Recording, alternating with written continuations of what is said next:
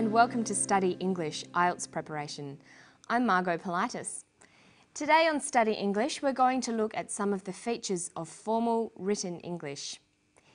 In our clip we'll hear from a man who believes that drinking water is the key to being healthy and living a long time. He's going to talk about how he came to his conclusion and how he tried to get some support for his project. How does nature do it? What keeps body cells going, and how can we improve on that process so that we eliminate disease altogether and we live a long and healthy life? I don't think death and disease is inevitable. We stumbled on the fact that they weren't actually getting rid of carbon dioxide out of their bodies, they were neutralising the carbon dioxide in their bodies.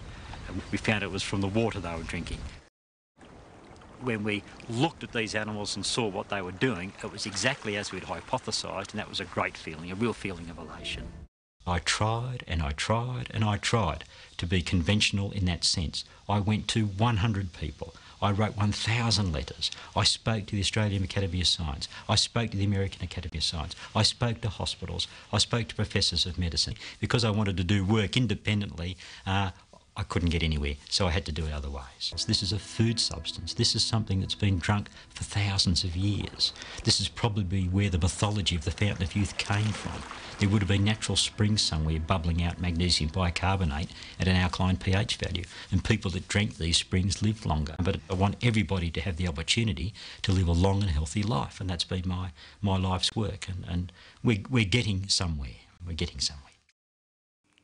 One of the most important areas for students to master is the difference between informal spoken English and formal written English, including academic language. There are many differences between formal and informal English. Firstly, in written language, all words must be spelt correctly. There should be no words in written English that you can't find in a dictionary. Another important difference is that contractions are not used in formal written English. We only use contractions in written English if we're trying to represent the way that people speak. The clip we've heard today is, of course, spoken English. Listen to part of it again and see if you can identify the features of informal English. But I want everybody to have the opportunity to live a long and healthy life, and that's been my life's work, and we're getting somewhere. We're getting somewhere. When Dr. Beckett is speaking, he uses a number of contractions. He says, "That's been my life's work," and "We're getting somewhere." "That's" is short for "that is," and "where" is short for "we are." So if we were writing these statements, we'd write, "That has been my life's work. We are getting somewhere." There are many common contractions.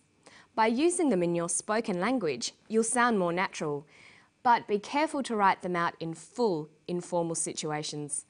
Watch for not words like couldn't, could not, wouldn't, would not, shouldn't, should not, won't, will not, and don't, do not. Another common feature of informal English is the use of phrasal verbs, or two-word verbs.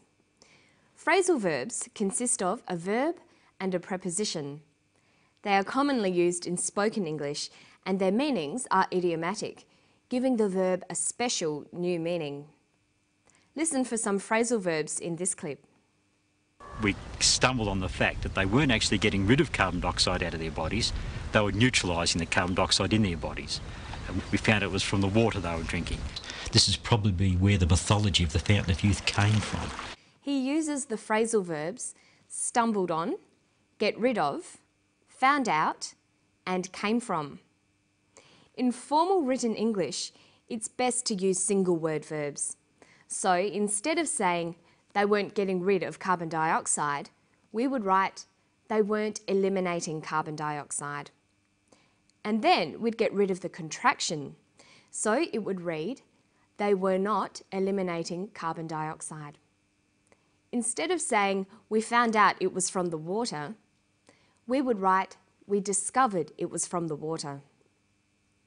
This is probably where the myth came from. This is probably where the myth originated. Let's look at some other examples of common phrasal verbs.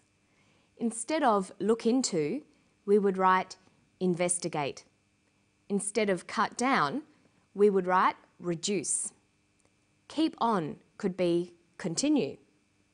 Point out could be indicate. All of these words are more formal than phrasal verbs. Another important part of formal written English is understanding how to use conjunctions. Short sentences are less formal than compound or complex sentences. If you can, it's good to try to link short sentences together. Listen to this clip, then we'll try to turn it into good formal English using coordinating conjunctions. I went to 100 people. I wrote 1,000 letters. I spoke to the Australian Academy of Science. I spoke to the American Academy of Science. I spoke to hospitals. I spoke to professors of medicine. Because I wanted to do work independently, I couldn't get anywhere. He uses a number of simple sentences in a row. I spoke to the Australian Academy of Science. I spoke to the American Academy of Science. I spoke to hospitals. I spoke to professors of medicine. These could become, I spoke to the Australian Academy of Science, comma, the American Academy of Science, and hospitals. I also spoke to professors of medicine.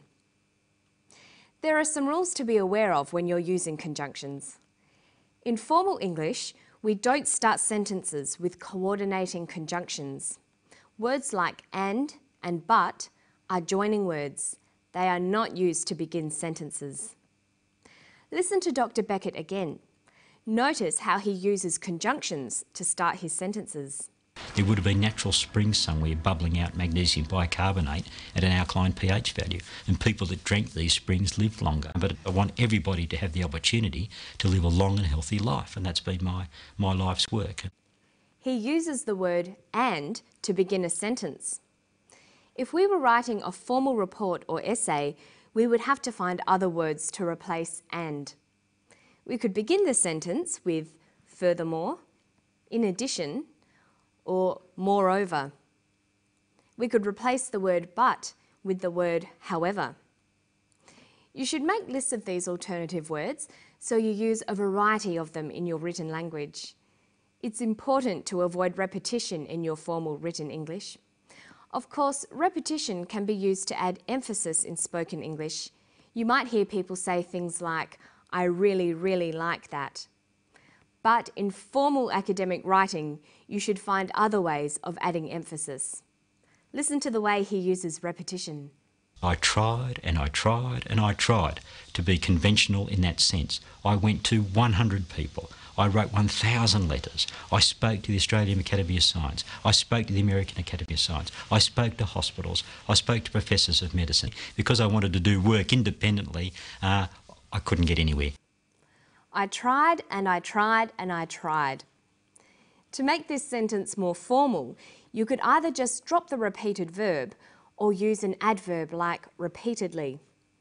We could just write, I tried, or I tried repeatedly. Another way you can make your language more formal is to use the prefix re to indicate a repeated action. This doesn't apply to all verbs. Look at this sentence.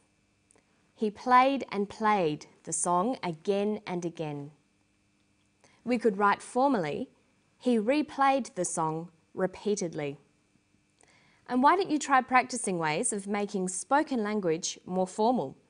Or looking at ways that you can take formal written language and turn it into conversational English.